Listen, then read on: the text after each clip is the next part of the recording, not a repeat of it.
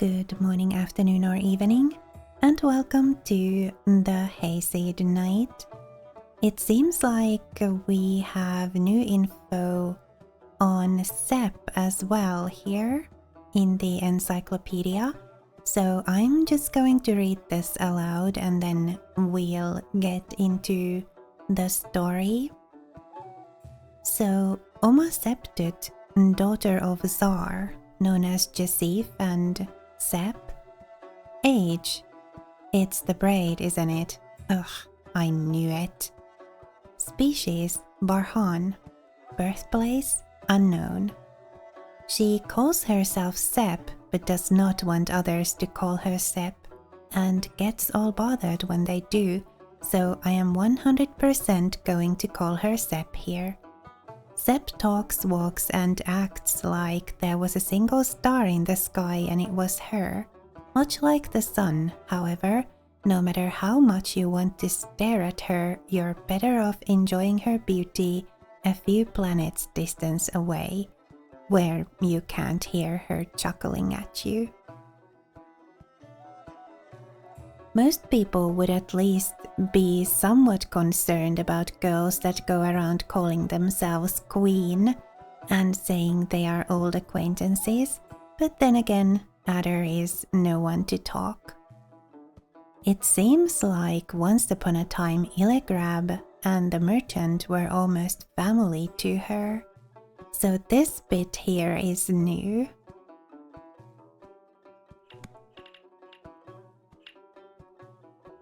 Alright, so let's get into the story then. So, Sepp and Adder are inside Sepp's mind and they are looking for a way out. And apparently, Adder needs to push Sepp's buttons in some kind of way in order for them to find this way out. Besides, I firmly believe that in the time we've spent together, you have grown to understand me better than anyone else. Not that there was much in the way of competition to begin with. Adder was, despite all evidence pointing to the contrary, a rather simple boy with simple tastes and simple goals. Psychological journeys to the center of the mind were not exactly his field of expertise. So I just gotta take a walk in the slums of your thoughts to find a hole in a wall I can fit through, and then we'll go cry together in front of Elbar so you can get back to your life and I can get back to mine, and we can stay out of each other's hair forever like you wanted. That it? Yes, but it won't be nearly as simple as you're making it sound. Defenses come in layers, each stronger than the last. I don't remember all the feelings I have locked away behind them, but you will. You will walk away carrying my pain with you. You need to start treating your powers with the deference they deserve, Adder. A gaze reader can become an impotent witness to a person's worst nightmare, or worse yet, a participant in their darkest hour. That's a mighty fine reason to be careful, no doubt. But it don't sound all that convincing when you tried to mess with my head the minute you saw me walking down the street. This and that are two completely different things. I needed to see if you were the dear who helped me. It was important.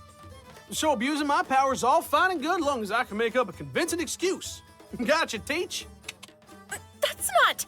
Ugh! You can't truly be this obtuse. You're just saying words I can't understand because you know I'm right. Stop being a pest and make yourself useful for once, will you? Search around and see what you can find. I have other matters to attend to. Inside your own head? No, inside yours, duh. Be gone already.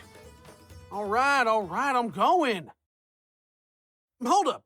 Where am I supposed to go exactly? I can't just walk up to a guard and say, "Good evening, sir. Would you kindly point me to the nearest A guard manifested out of the sand, fully dressed and looking even meaner than the real ones. Good evening, sir? Adder didn't even get to formulate his question. A low rumble preceded an earthquake. turning the sands below his feet into a bubbling mass. Adder ran and jumped from roof to roof as a whole district began growing under his feet, a familiar one at that. The dust finally settled, revealing a detailed recreation of Heartache District, or at the very least the part that Adder knew best, which could only mean one thing. Our amateur mind traveler turned around, finding an otherworldly red mansion standing proudly against the comparatively discreet houses around it. Adder had found his way back to the Desert Rose, as usual. Contrary to what the uninitiated in heirlooms culture may think, the Desert Rose was most certainly not a house of ill repute. Quite the opposite, it was the jewel of the crown of Heartache District, maybe of the whole city. One would never be ashamed of being caught stepping in, for that would mean they had the kind of resources to behold the multifarious dances, magic displays, and general extravagance their usual patrons partook in. Fewer yet would even dream of ever carrying enough coin in their pockets to afford a sojourn in this multifaceted cultural center. Needless to say, it was not the kind of place someone like Adder would ever be allowed to frequent, and by frequent I mean look at it from any distance shorter than 60 steps. He wasn't even allowed to breathe in its proximities lest he contaminated its air of nobility.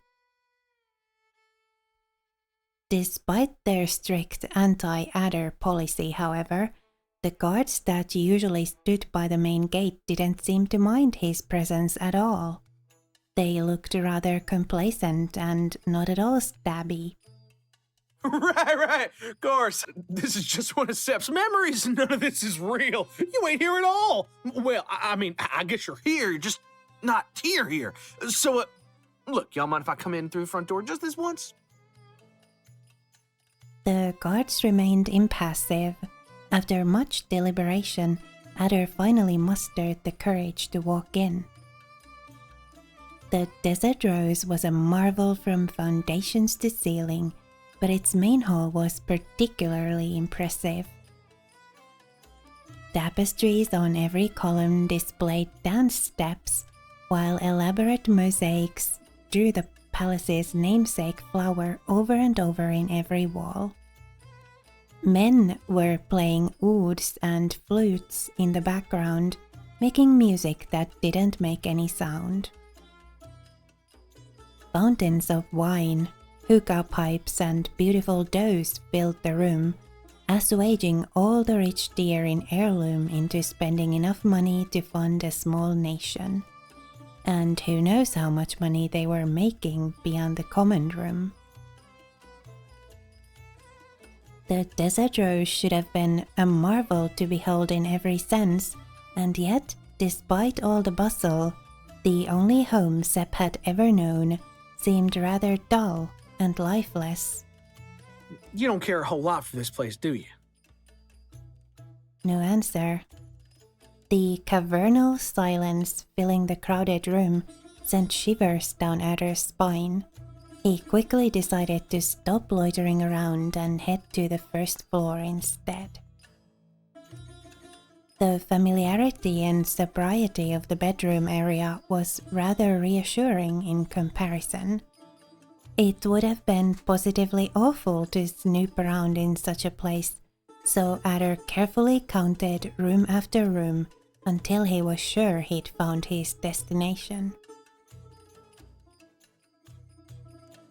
The heavy door opened to reveal a chamber far more impressive than any other alcove Adder's imagination could have conjured.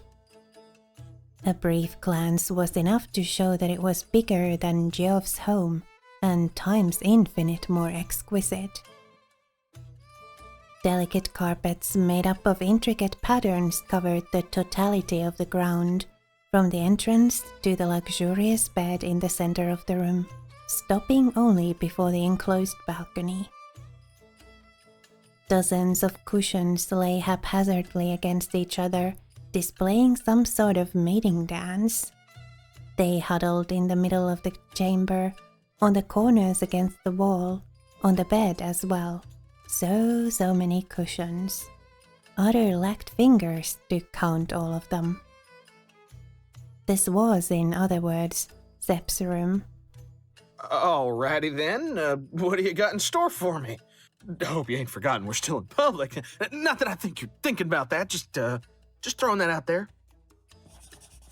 Once more, no reply. The only sound other than Adder's voice was the one produced by a ghostly projection of Sepp, using an inked pine needle to fill the pages of a worn-out book. Adder took a few steps around this image of Sepp, enjoying his newfound mobility as he studied her factions. Now, excited may be a bit too much to describe her, and impatient would be too harsh. She looked extremely disappointed. Oh, what's that silly little frown for, dear? Were you expecting the dessert cart instead? No, our servants have the decency to knock before they come in. The room became a blur for a brief moment as the door opened to reveal the silhouette of a doe. The jewelry she wore manifested itself sooner than her face. Adder jumped back behind the bed instinctively as he saw the older woman walking in. He had only crossed words with her twice in his life, but that had been enough to engrave Miss Rashelle's name in his memory. A woman with a face that seemed to be perpetually locked in a smile, but it wasn't just a shallow smile, no. Her hata remained still, like a glass of water. Sepp turned her face back to the mirror watching the scene, determined to look completely unfazed as she discreetly switched the book for a comb. Is it too much to ask for a little privacy in my room at least? Privacy? Oh, Deceive! Everything that happens within these walls is private. Privacy is my business, after all. But it's especially my business when the only barhan dancer in this house decides to disappear right before her first show of the day. I'm more than made up for it doing that stupid fortune teller sideshow you prepared for me. What else do you want? What was it indeed? Let's see. Privacy, business, first showing in the morning. Oh, there you go. That's what I wanted to tell you. You missed your new introduction. A fiery princess born among dunes and ruins, the very last descendant of a long and mighty dynasty. Legends say that she was sired by the sun itself under the guise of a gazelle. Dugga, dugga, duck, here come the drums, building up the reveal. We know not her true name, only her legacy, and so we call her by the name she would have been given in times of yore. Everything goes quiet. You step into the flames, and I shout, Jasif, Princess of Fire and Sand! Woo! Ovation! Everybody loves you. No. Oh no. You didn't just say princess. I did just say princess. Oh What? How? No! I can't be a princess? Really? Why don't you go ahead and tell them to call me Sepp while you're at it? no! Dear, I would never. I know how important your stage name is to you, and you know I adore your taste. Jasif is such a great little nickname. So mysterious and exotic and Profitable. powerful. Too much, perhaps.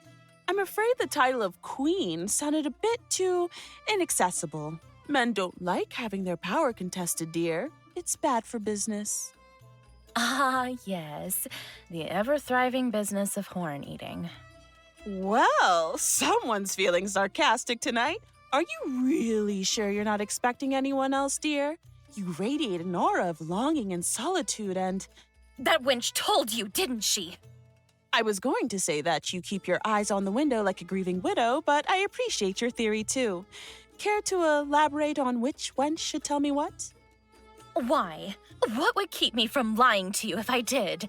You should go and ask that herd of snitches instead. Someone's bound to tell on me. Oh, I would, believe me, but your sisters are all very busy at the moment. I know this may come as a surprise to you, but some of us have to do something called work. Not again, please. You know when the other girls put on their fancy clothes and go spend some private time with all the well-off dear that come home? That's called working, dear. They get paid for that. Amazing. I know! And to think you do the same for free. The dictionary lacked words to describe the color Sep's face turned. So what are you going to do if I bring someone over again? Ground me? Ground me, she says. Deceive. I do miss the times when I could scare you with that, but you're not a little girl anymore, are you? Look at you. You've grown so fast. And so much more than Thar and I could have expected. No wonder you have the whole city on your tail. Sep instinctively hid her derriere behind her hands, embarrassed. Adder did his best not to follow the motion. Don't think I don't understand where you're coming from, dear. You're young, you're wild. And I'm not saying that you can't have a little fun, but this is the Desert Rose, not just Seif's charity for handsome, needy souls. I need some profit to keep this whole place running, but you seem determined to remain a living net loss. You know I have my hands tied, don't you? Your mother would curse me from beyond if I let you work here. Not to mention what your brothers would do. I'm sorry. Do I have more than one brother now? Well, don't forget that your one and only brother has ears everywhere. If he hears that someone dared put a finger on you, the guards will find a streak of bodies hanged by the hooves in the sewers. And I will be right there to say, I told you. Adder gulped as he imagined the scene.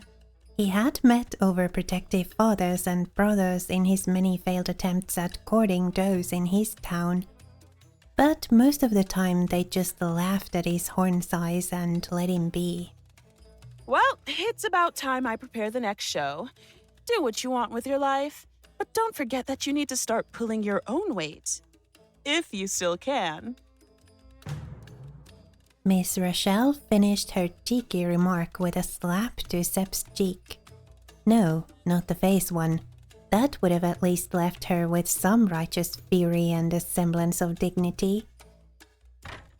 The door closed behind Miss Rashelle, but her presence remained long after she left. How long exactly was the amount of time it took Sep to stick her tongue out at the door? Yeah, that'll show her. Sep picked up her book once more as she made her way to the bed, unknowingly accompanied by Adder's restless thoughts. Good thing you're late. Adder started, thinking she was talking directly to him again. The initial scare passed once he realized that it had been nothing but a stray thought, and so he decided to investigate the source of her woes. A deep dark blue hue covered what little sky could be seen beyond the lattice covering the balcony, and it was only getting more and more intense as the lamp tender snuffed out the barrels one by one. Oh, I get it. So this is what you wanted to show me, huh? Oh, Sip, I never would have taken you for the sign type. Adder took a seat by her side, watching her reaction change eagerly as a pebble flew right into the window.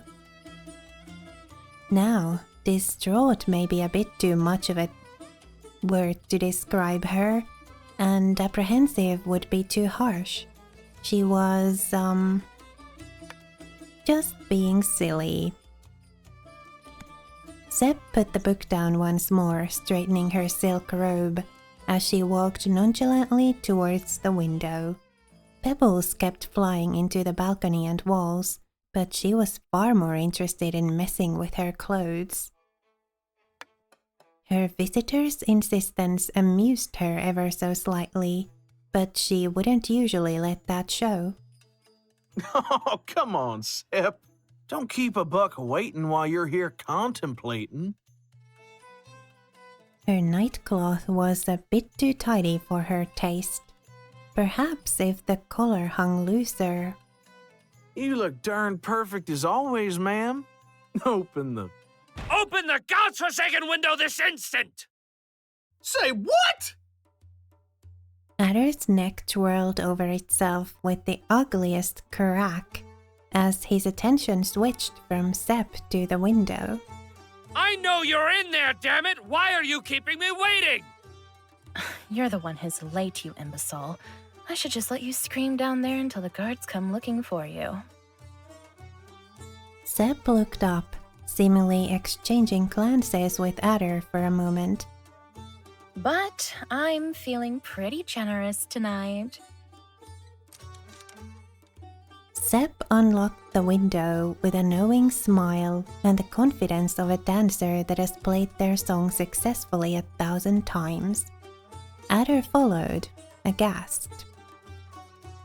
Her silhouette manifested against the lattice, commanding an absolute silence in the street below.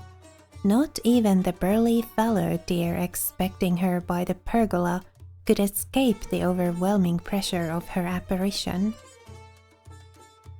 This quietude wasn't meant to last, however. What a strange vision! I see a sun in the night! No, foolish me, it must be the one they call Jasif, blessing me with her light!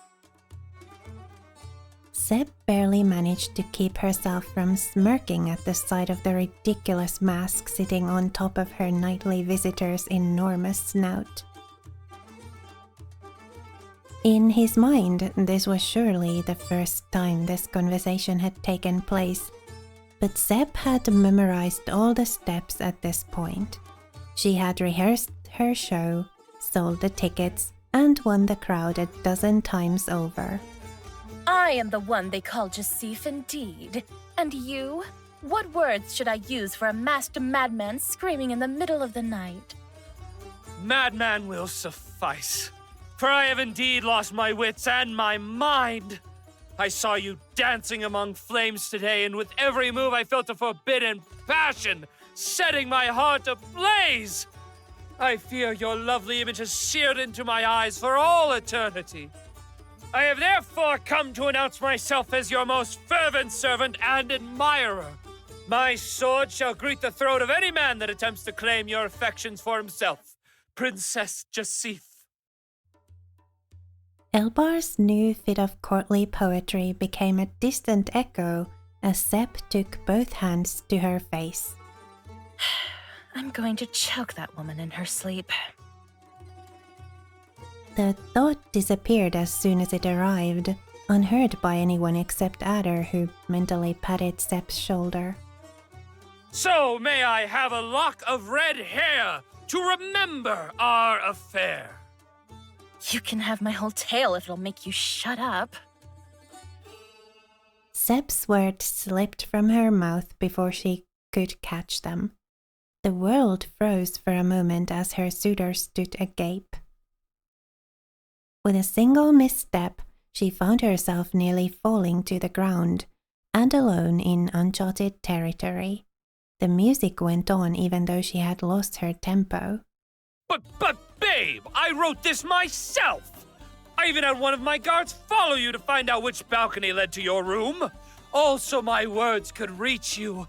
I wanted to pay you a nightly visit. Isn't that romantic? Dozens of disembodied paragraphs scuttled through Adder's skull, unstopped as Sep mentally went over all the nightly romance books in her library in a panic.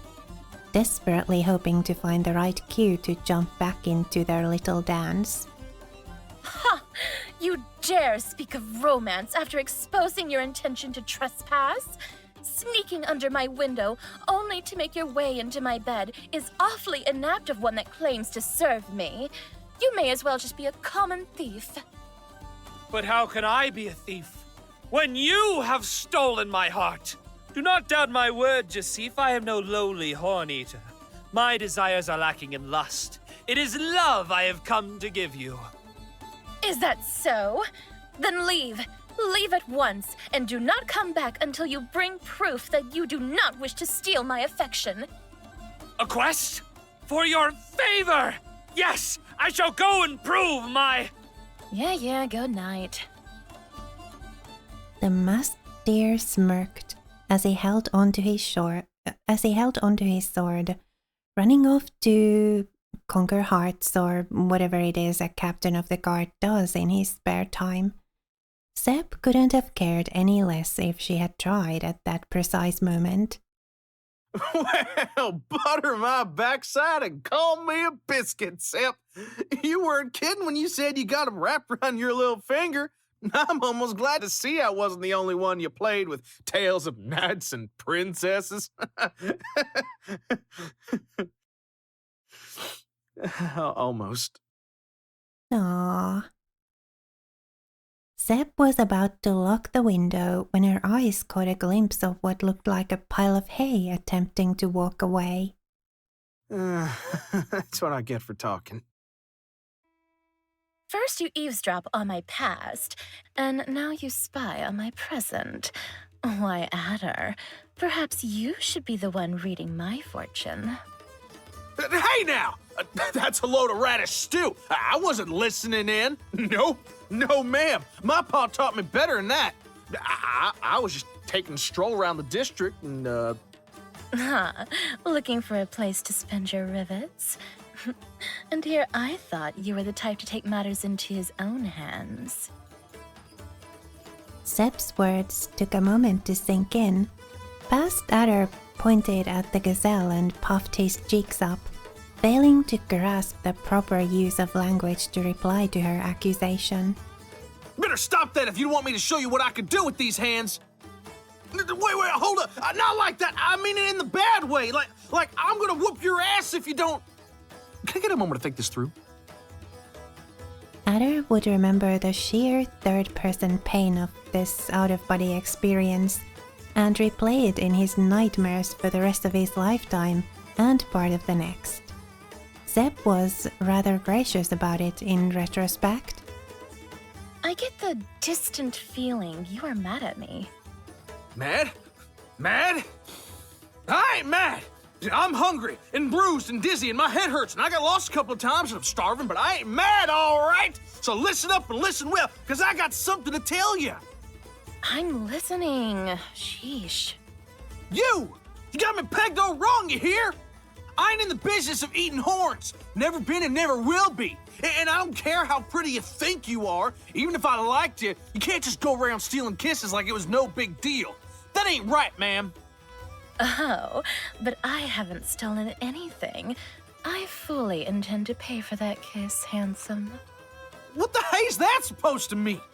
You seen a price tag on my face? Buy 2 kisses to get Adder's interest-free installment plan? Now you're just being melodramatic. I don't know what that word means. I don't even know why I'm telling you any of this. I just wanted to prove to myself I was smart enough to stay put all night without thinking of calling you once. But then I heard that dumbass hollering down your window, and I got so worried that... So worried that you hid behind a corner and waited until he left? That's helpful. Darn right I hid. You see the size of that sword on his belt? You look just fine up there, but I would have lost my neck if I butted in. Seb's eyebrows rose slowly as she let her head fall on her hand. Did you break your backbone when you fell from the bridge? Excuse you, ma'am. I'm double backbone, triple backboned even. But I'm telling you, I could have died for nothing, and you don't even flinch. You really just don't... You know what? This ain't worth it. I'm going home. But wait! You can't just leave like that. I still have to pay you back. Adder halted mid-step. He threw his shoulders back and forth as the silence grew thicker in the street. I may not be all that smart, ma'am, but I've learned. Oh, I'd say I've learned a lesson or two on how to keep my head on my shoulders since I came to this city. And I can tell right away, you ain't the type to return favors. I don't know what you see for a Sepp or a plain old Zeld ever want from me, but you're gonna have to find yourself another buck to laugh at tonight. Is that so? Fine then. If you see the one-eyed chub I was waiting for on the way back home, wish him luck figuring out how to read gazes all on his own. You ain't got nothing to worry about, ma'am. He'll just have to do without magic as usual. I hope he can do without food, too, because I'm going to throw away the desserts I ordered for him. That's a... No, yeah? For real? No, it's a bluff! You're bluffing! Am I? Both adders watched intently as Sepp unlocked the window and extended an arm slowly through it. She opened her whole hand save for 2 fingers, letting a tiny square pastry dangle outside of the masharabia. But it was not any pastry, oh no. Adder nearly drowned on his saliva as he stared at the beautiful puff pastry filled with fig marmalade, covered with a generous layer of nuts slathered in honey, and topped with a beautiful plump date, cut to resemble a flower with an almond in its center. It was probably worth more than Adder's total lifelong earnings. It was the kind of pastry kingdoms fell and were built for. It was a honey dental cavity waiting to happen. Catch. The pastry seemed to float briefly in the air as Sepp let go of it. Adder hurtled himself towards the divine gift that was being offered to him and cushioned its fall, thanking the gods for his colossal pastry-catching hands. He didn't so much eat his bribe as inhale it, believing himself unworthy of presenting such a treat upon his taste buds. The discovery of this new order in the scale of flavor could have been classified as a religious experience for a boy that had been feeding exclusively on tiny stale potatoes for a year, and mostly oats before that. I think I'm falling in love, man. Just don't fall on your face again on the way up. There was surely more banter to be appreciated as the newly bought buck dashed almost vertically up a column. It was, after all, the beginning of a relationship based upon pastries, quick wits, and uninhibiting wine. But Adder couldn't hear a word through his wailing. Sepp! Sepp, can you hear me? Oh, please, Sepp, just one! Just let me eat one of those, I beg you! What kind of messed up torture is this? What in the name of the Hadza are you doing? The smugly complacent image of past Sepp had been replaced by a smugly annoyed present Sepp. Feeling sorry for myself? I thought it's what you were trying to... For the last time, I wasn't trying anything. I already told you what to do. You just need to use your powers to sort through my emotions and find the relevant memories. Did you intend to sit here and watch the whole season go by until you stumbled upon something important? What? No, not at all. Come on, Sepp. I ain't that dumb. That's just what it looks like from the outside. Yep. But I'm open to ideas if you got them. A volcano about to erupt would have looked far more benevolent than Sepp at that moment. Please tell me what to do, ma'am. This is too weird for me.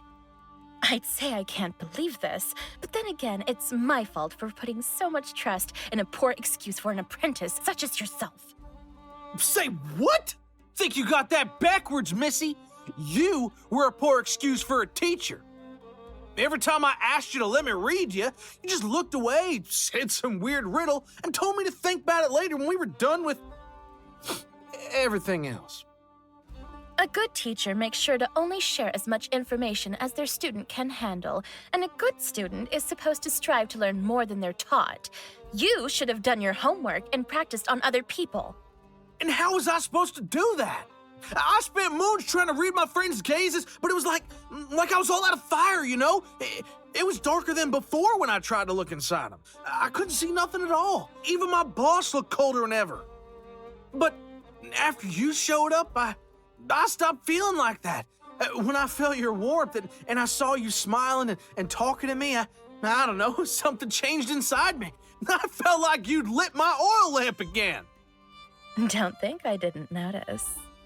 All right, that's it. If you're gonna be a smartass and twist on my words to make me sound like I'm Randy as a trout, you can go find the way out of your head all on your own. Oh, of course. It's me misunderstanding you. Hey, keep that sarcasm where I can see it. And where would that be? Adder opened and closed his mouth wordlessly a few times before turning around and marching away from the desert rose. Wandering aimlessly around the desert in an angry haste seemed like a good idea until it was obvious it was not.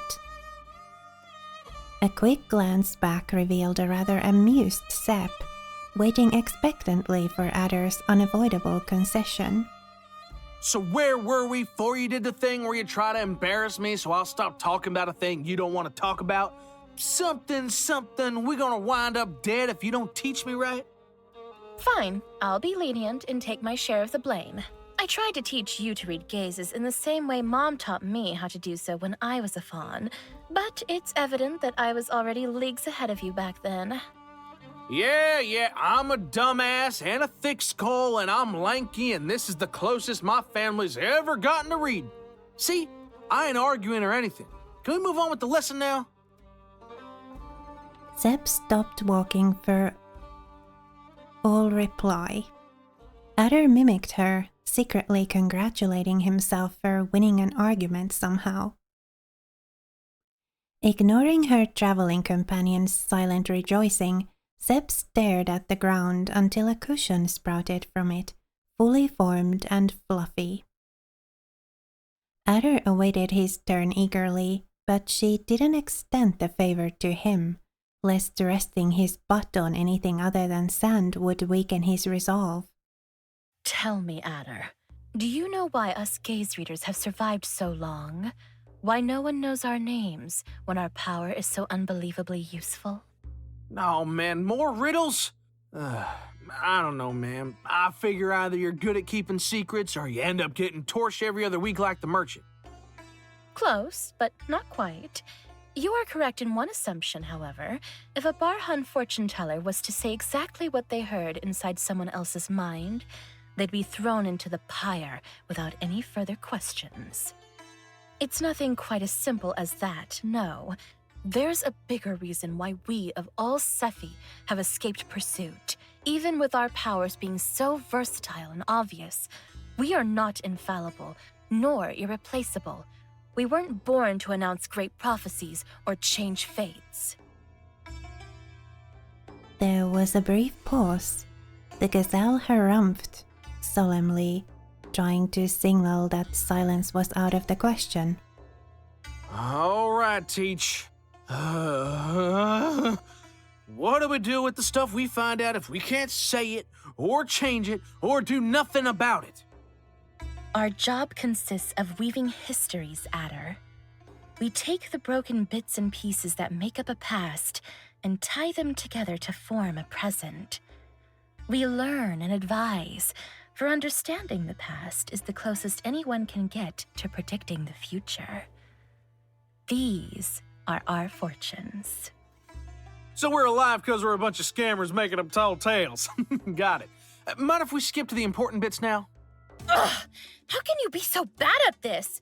You're supposed to expand your mind, understand the heft and malleability of your abilities in shaping someone else's fortune, and realize how liberating the lack of your own preset destiny is. You still speaking, Cyrnar? Seb made a noise that Adder couldn't possibly describe, but it managed to transmit, without delay, the feeling of getting cussed out in another language. Look, man, I don't mean no offense, but we're just wasting time or whatever it is you waste here. I just gotta know how to use my eye magic thing to spot your weaknesses. Nothing else. You can't. That's not what this power does. All you can do is follow a current of emotion through the Hatsa, watching the many memories it ties together until you reach its logical conclusion. There's a shared source for all of them. Okay, so how do I do that? I don't know, but it's not that hard, damn it. Think of the emotion you want to capture and then follow it. Spin the threads, sail the current, pull the carrots out, or whatever it is that you farmers do. Just picture what you want. I think the metaphors just don't cut it for me. Maybe it's because I'm dense, but I've always been the kind of buck that learns better watching someone else do things first. Riddle me this. What do you imagine when you're trying to find your way through this stuff? Seb looked completely taken aback at the question. Her eyes shifted nervously from place to place until she realized that there was literally nothing else to look at in the desert but the boy in front of her. It's a diary, okay? I know what you're going to say. Talking to myself is weird. Well, screw that. I've spent most of my life alone. Besides, I've been writing since I was a child. Do you know how hard it is to give up that kind of... You don't have a clue what a diary is, do you? Adder shook his head awkwardly. He felt almost bad seeing how pointlessly flustered she'd gotten. After a few moments of contemplation, Seb turned her face down, set towards her lap. She opened her hands with her palms turned up, watching them intently as dust began to gather in the shape of a rather unassuming, worn-out book. It was the same one he'd seen in her room. A diary is like a friend in a book. It's a place where you write down all of your memories. So when I'm feeling nostalgic, be it in the real world or here, I just open my diary, think of what kind of memory I want to see, look for an entry, and... Sounds easy, that should do. Adder snatched the book from Seb's hands, casually turning it and flipping the pages as he tried to figure out how to use the book. Hey! Return my diary to me at once! It's private! Come on, Sep. You know me. Literacy is the name of a soup where I come from. I just want to take a quick look at this diary thing and see if I can find anything to... There's nothing for you in there! Give it back! I said, give it back! Seb tugged at the book with a strength that she couldn't have possibly had in the real world. Adder instinctively pulled it back, afraid that either the book or Seb would get hurt if he let go. They both grappled with the book, pushing it back and forth until it finally slipped away from Adder's clumsy hands, floating momentaneously open over the two. Adder dashed towards the book, throwing himself to the ground to catch it. Seb didn't wait for the fall, using Adder's hands as a trampoline to jump and grab the book before it plummeted. Don't you dare touch my things ever again! She clutched the book against her chest, far angrier and more embarrassed yet than she meant to let on. Adder was blowing on the surprisingly painful step marks she left when he noticed something falling from the sky. A little piece of paper. It landed carefully on Adder's hands, of all places, as if inviting him to look at it. Sep, wait, you forgot a... The ground before Adder began trembling as a small dust storm gathered around the page. Walls began rising from the ground as a new room emerged, forcing them both to move back towards each other. What page was that? What did you... Honey, please, let me in.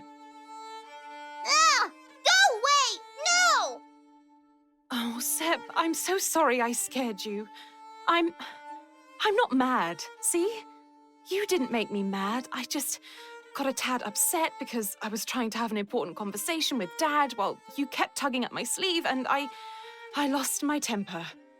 I didn't mean to yell at you like that. I'm sorry, dear. I really am. It's not your fault this is happening. The gazelle fawn stepped away from the door, letting the doe walk in at last. That's okay. We all make mistakes, as long as you understand. Seb took Zar's hand and patted it softly, like an old woman would. Where did you learn that? Tree Dad says it. He talks funny. Illigrab is not your dad, sweetheart. Nah, you're not my mom too. But that's okay. I like you more than my old mom. She never said sorry to me. I'll make you a present for being a good mom. The tiny gazelle turned away from Zar and began scampering around the room, looking for the perfect cushion to plop down on. She produced a piece of charcoal from the sleeves of her dress and a crumpled piece of paper and began doodling on it. Or at least that's what Zar thought at first. She soon realized that the lines Seb was drawing on the paper were far more elaborate than mere scribbles. Did Illigrab teach you how to write too? No, Big Bro teached me. He says I have to do his homework to pay for the room or he'll kick me out. But he doesn't know that I like it. Shh. Zar didn't have time to react to this revelation as the piece of sooty paper was shoved straight into her snout. For you, it says I like Mom a lot, so you don't forget and get angry again. Zar stared at the piece of paper, flummoxed, then at Seb, who was looking back at her expectantly in turn. And then she gave Seb the strongest hug she'd ever given anyone. It was perhaps the first hug the fawn had ever known. Zar let go of her all of a sudden, prompting a quizzical look from her child. I have just the perfect gift for you. Wait right here. The image of a happy mother dashing out the room dissolved into heavy clouds of dust. The gazelle that remained after the sand dissipated looked entirely too meek and gaunt to be the Seb Adder knew. I'm sorry. I didn't mean to do that. Adder bent down, picked up the piece of paper, and handed it back to Seb. She pushed the whole diary into his hands instead. Keep that stupid thing. It's obvious that you can make my diary work just as well as I can. No way, I can't even read it. How am I supposed to... Huh? Wait, I love Mom? Are these words? What's going on? Hold up. Don't tell me I'm a natural word reader. Of course not. Text stops making any sense inside people's minds for some reason. The writing here doesn't make any sense either. It just says what I know it should say. It wouldn't be too far-fetched to assume that once you've seen the memory attached to the entry, you know too. Whoa! Oh, you're right. This ain't the only page with words. Let me see. I can read the ones I saw before and... Hey, I think I know this one-eyed chub you're talking about here. Fantastic. Have fun stripping me of the last readout of privacy I had left in my life. Hey, Seb, look at me. I won't do nothing like that, okay? I promise I'll only read what I need to find a way out and give it back as soon as I'm done. There's no need. It's not the real one. With a flick of her wrist, the book burst into innocuous flames within Adder's hands. The smoke and the ashes all vanished into thin air within seconds. Seb looked at Adder's hand, focused, and made a new one appear exactly where the previous one was. Nothing is real here. Zeb vanished without another word, and soon the rest of the world followed after. The diary remained unaffected by the darkness that extended in all directions, however, as if inviting Adder to get lost in its contents. Something told him that the moment he turned a page, there would be no turning back. I think we'll continue from here in the next episode. This is obviously going to take much longer and be a much more complex thing than I anticipated. You know, the getting out of Zeb's head thing.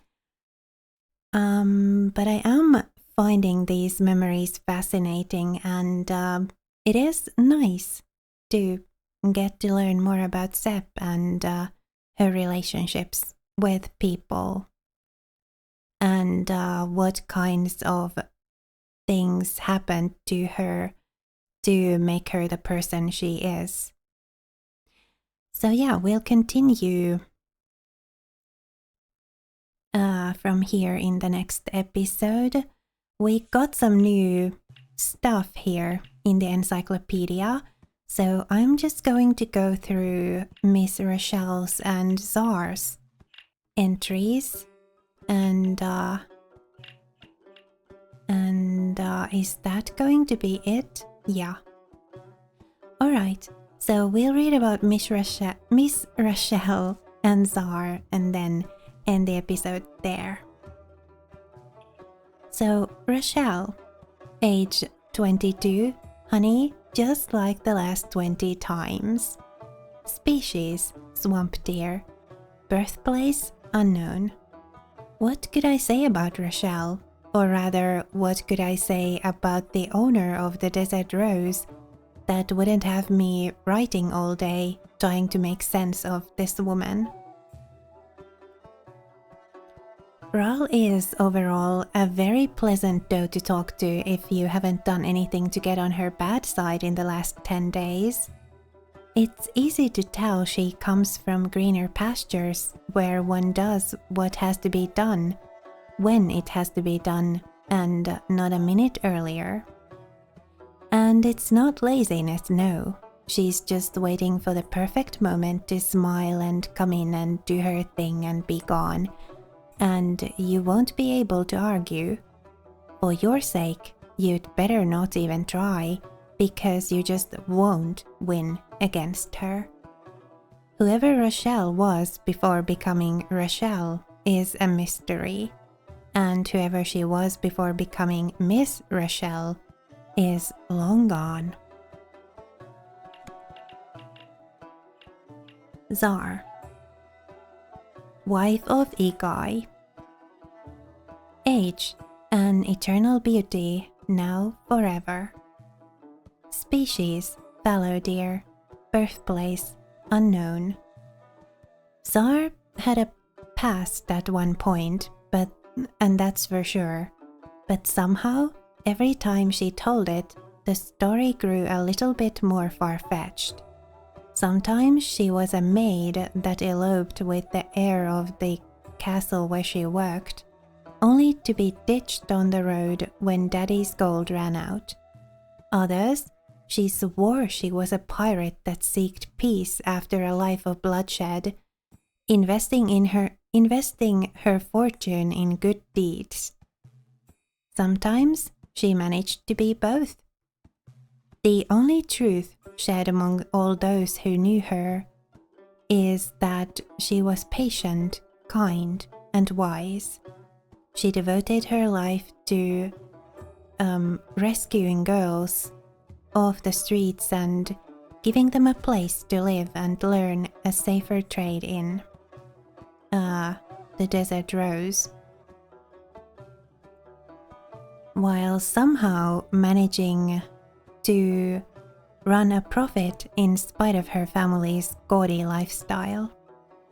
She was the kind of person that doesn't live long in a city like Heirloom. All that's left of her now are memories. Aw, that's sad. But beautifully written. I loved it. Alright, so in the next episode we'll see if Adder can find a way out of Sepp's mind now that he has the book in his disposal. But for now, thank you so much for watching and spending a little of your time with me here today. It was lovely to have you. Please remember to be kind to yourself. Have a lovely rest of your day. And I will see you again next time.